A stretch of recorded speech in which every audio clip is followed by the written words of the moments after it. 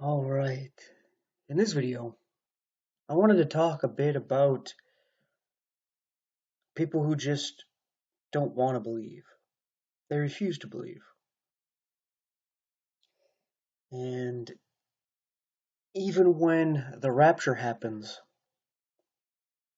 they're still not going to believe. They are going to grab onto anything other than the actual truth. Just like if right now, if there was some kind of miracle that happened, a genuine miracle, even not just somebody being healed,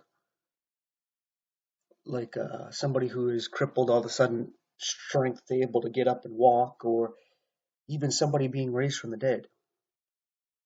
People who don't want to believe will come up with a reason not to believe it, as in, oh, the person wasn't really dead, they were in some kind of stasis, their heartbeat was really slow and it just appeared that they were dead. Or they would say that the crippled person, uh, there's some kind of event that happened where adrenaline rush, and normally they wouldn't have the strength to walk because of that atrophy, but adrenaline got them to walk, and they'll make up something, right? And that's just what unbelievers do. They'll come up with something, even if it doesn't make any sense. They'll grab a hold of it. So I was thinking about it. I was like, yeah, when we're raptured, I mean, they're gonna. There's, how can anybody not believe? Especially when we're saying we're going to get raptured. Well, I was thinking that unless the people actually know you, like family and friends, they may not believe it, because I think that there's going to be false raptures, as in there's going to be people who maybe are doing some kind of YouTube thing like this, some kind of BitChute Rumble thing, right? And they don't believe the gospel. They're not going to be raptured, but when the rapture happens, they're all of a sudden going to be gone. And people are going to wonder about that, like, hey, that person was raptured. But then all of a sudden they see that person like on the news or something and be like, oh, it's a hoax. This whole thing is just BS, right? And it gives them a reason to doubt. If you give people a reason to doubt, they'll grab a hold of doubt, right? You give them a reason to believe, they're not necessarily going to grab a hold of that.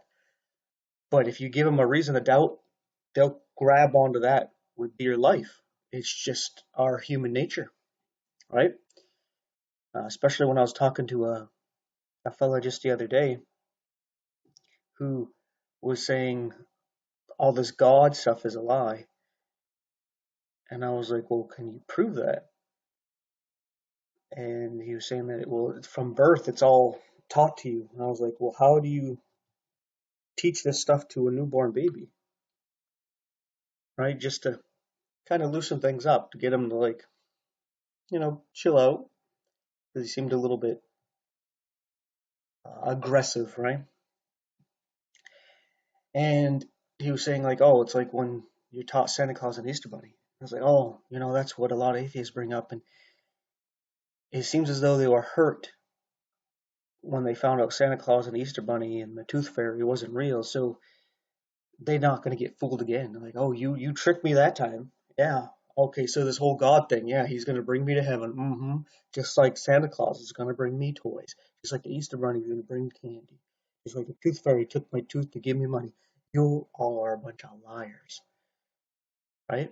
That's one of the reasons why you shouldn't lie to your children about these things. You think it's all fun and just whatever. Your children take it seriously. They trust you. And you're telling them that there's this fat guy at the North Pole who goes around giving everybody presents all over the earth once a year. And then when they find out that's not true, when they've been writing letters to this guy that they think is real, they they feel betrayed. I guess it depends on the age where they find out it's not real. The younger they are, I think it hits them a little harder. And they're like, why did you lie to me? And I thank God that my dad didn't. He's like, no, I get you stuff. And yeah, there's no Santa Claus thing. He didn't even lie to me to have to correct the lie. He just was like, no, there is no Santa Claus, no Easter Bunny thing. It's just something traditional thing, right? So I didn't have to deal with that kind of devastation and heartbreak, right? Which a lot of people get, where because they want to believe it. Yeah, this guy's gonna give me all this stuff. I can ask him for whatever I want, and then he's not real, and it's like, why did you do this to me? I feel like an idiot.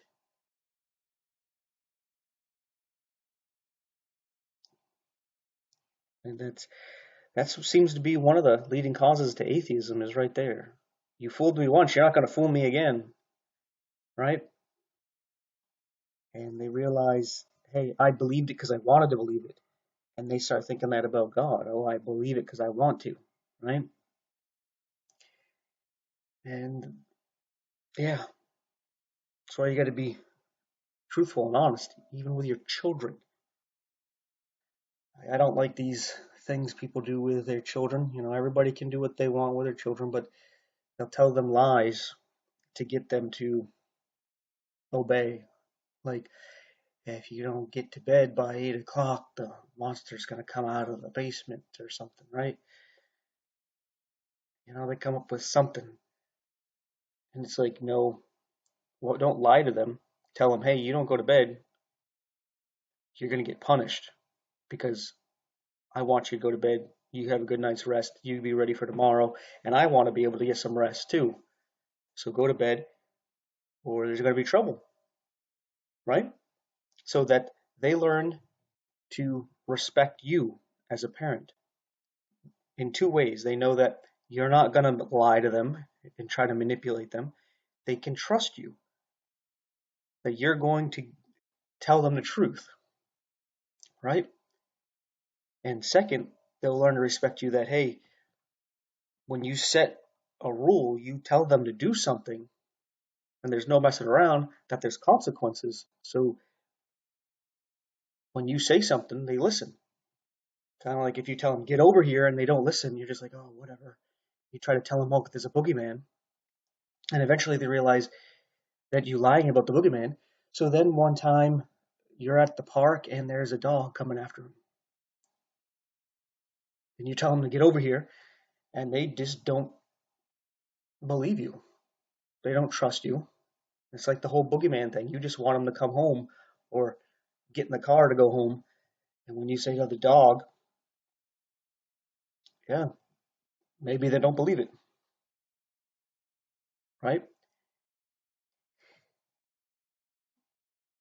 So yeah.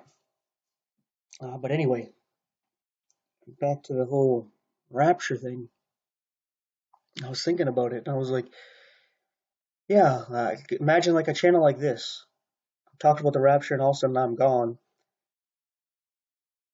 Well, the people who know me know I'm gone. The ones that are left behind that know me anyway. Hopefully, all the ones that know me go with me, but they got their own free will, so chances are that ain't gonna happen.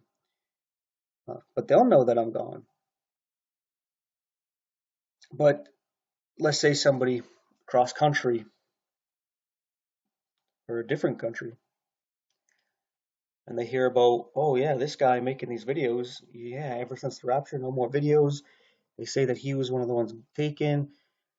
Some of the people will be like, oh yeah, there's something to this. I'm gonna look into this. While there's other people like, no, this is a phony account, right? Because everybody's gonna be very conspiracy minded at this point.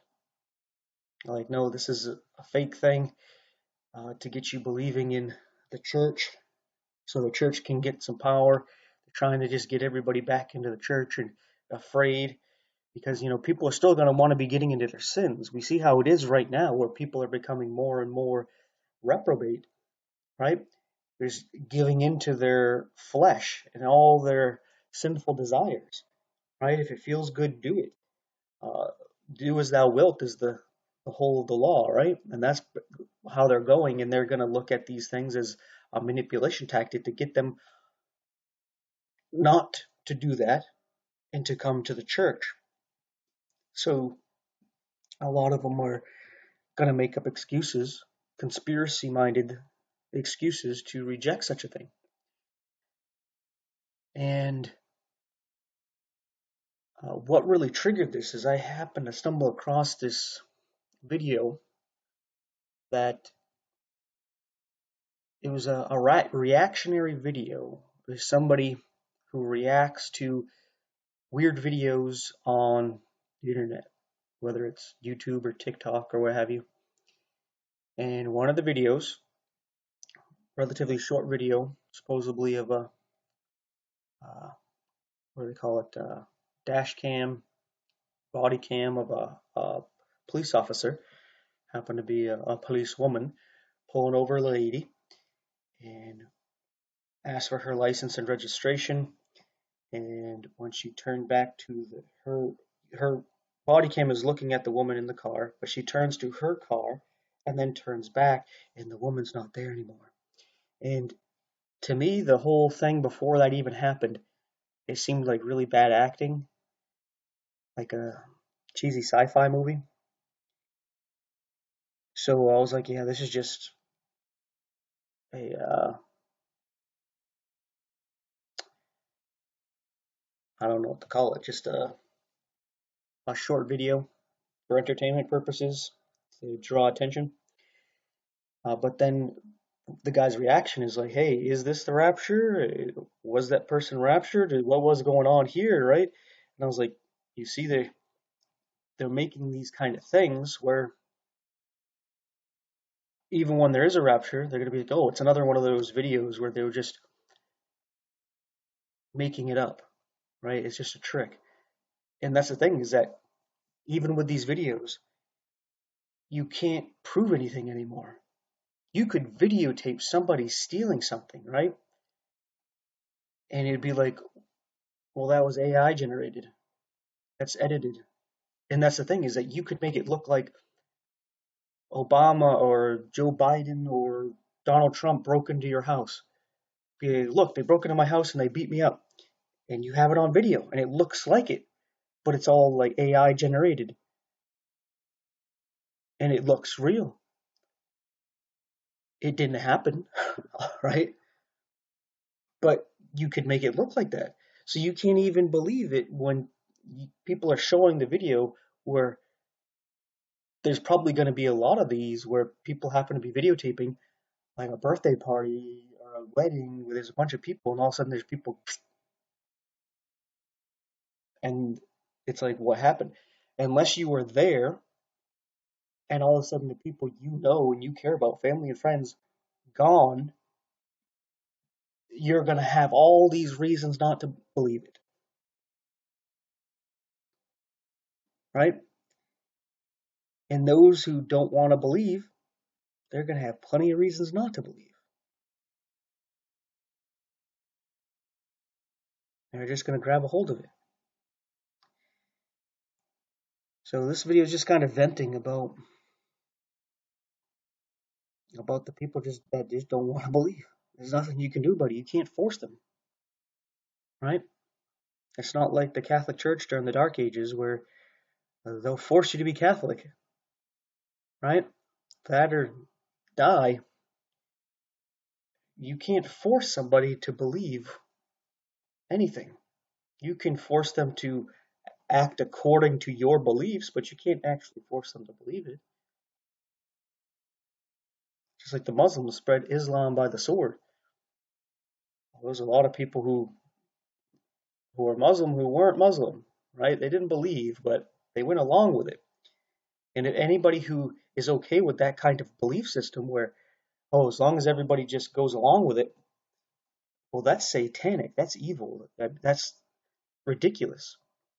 Like, personally, as a Christian, I know that's not how God wants us to be, but I wouldn't want to be with a bunch of people who don't truly believe in Christianity. Like, oh, we're all coming together to worship Jesus, but you don't truly believe it.